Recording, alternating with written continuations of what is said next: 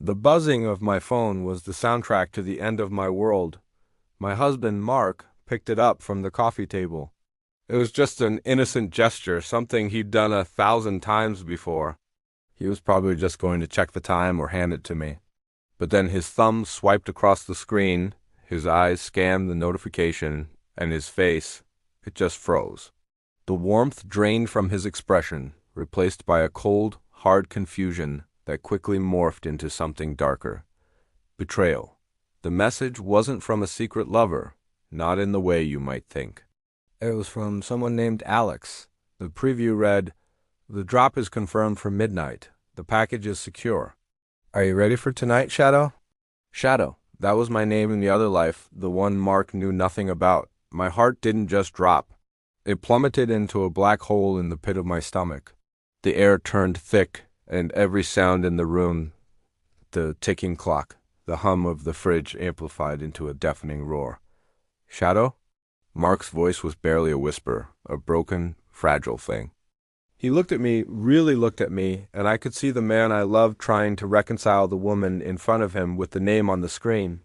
The wife who made him pancakes on Sundays, the woman who helped him pick out ties for work with a secret agent? A criminal? What was he thinking? His mind was racing, and I could practically see the gears turning, connecting dots I had so carefully kept separate for years. My life wasn't a sordid affair. It was complicated. Years ago, before Mark, I was recruited into a clandestine organization. We weren't spies in the traditional sense. We were information brokers dealing in secrets, the kind that could topple corporations or expose corruption.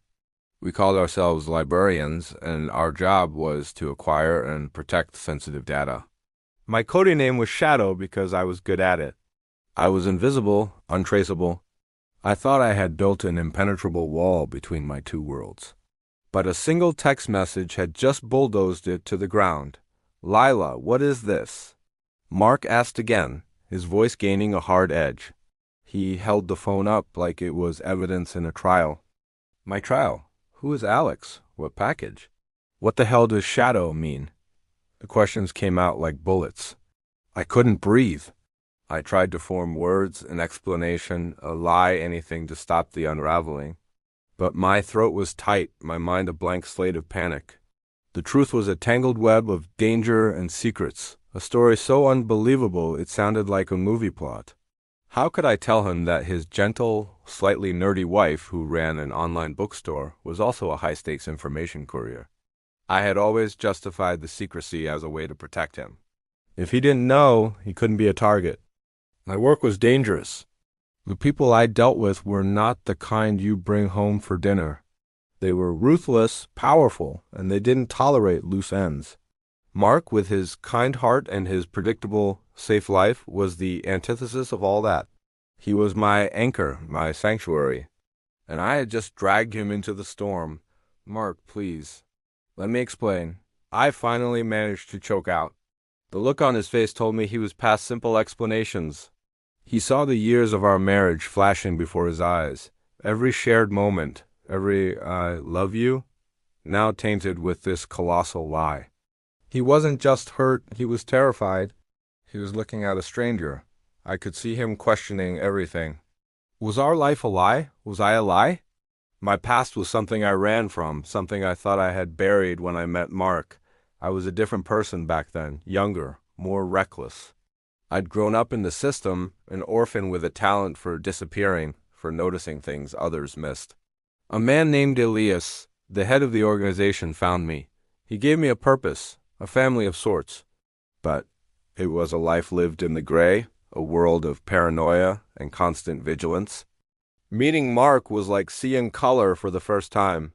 I wanted that. I wanted normal, so I tried to quit. But you don't just walk away from a group like that. Elias agreed to let me go on one condition. I would be on standby, a sleeper agent for dire emergencies only. For 5 years, the phone never rang.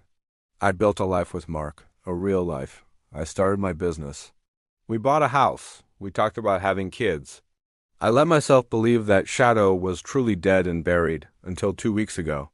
Elias had called. An old colleague, a friend, had been captured.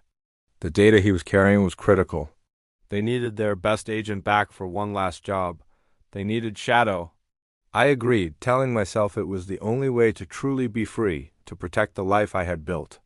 I told Mark one was going on a book-buying trip, a rare acquisitions tour. It was a flimsy excuse, but he trusted me. He kissed me goodbye at the airport, telling me to be safe. The irony was a knife in my gut. This mission was supposed to be my final act, the one that would sever my ties to that world forever. And now, my two worlds had collided in the worst possible way, right in our living room. Explain what, Lila? Mark's voice was cold. That our entire marriage has been a performance? That you've been lying to my face every single day for 8 years? I shook my head frantically. No, Mark, it's not like that. Everything with you is real. You are my real life.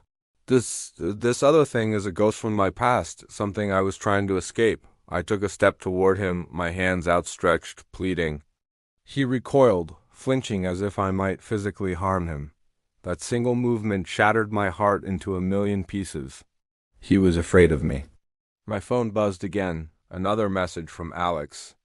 ETA 30 minutes to extraction point. Are you compromised? Compromised? That was an understatement. My whole life was compromised. I knew I had a choice to make, and I had to make it now.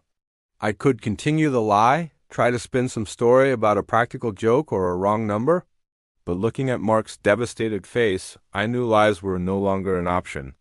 The foundation of our life was trust, and I had dynamited it.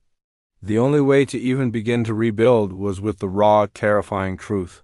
Mark, I said, my voice shaking but firm.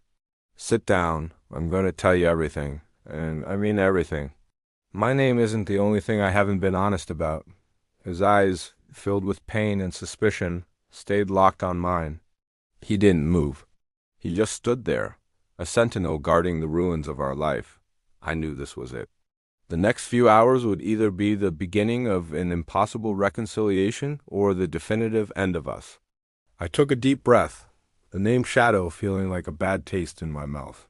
It was time for Lila to finally tell her story, all of it, starting from the very beginning. I told him about growing up alone, about being recruited by Elias. I explained how the organization worked, our codes, our missions. I told him about the good we tried to do, exposing criminals the law couldn't touch, and the moral compromises it required. I explained that I had tried to leave it all behind for him, for us. I showed him the scars, not just the physical ones from training, but the emotional ones I'd hidden for so long. As I spoke, the panic began to subside, replaced by a strange sense of relief. The burden of the secret was finally lifting. Mark listened, his expression unreadable. He didn't interrupt. He just let me talk for what felt like hours. When I was finally done, silence descended upon the room once more. It was a different kind of silence this time, not thick with tension, but heavy with the weight of my confession.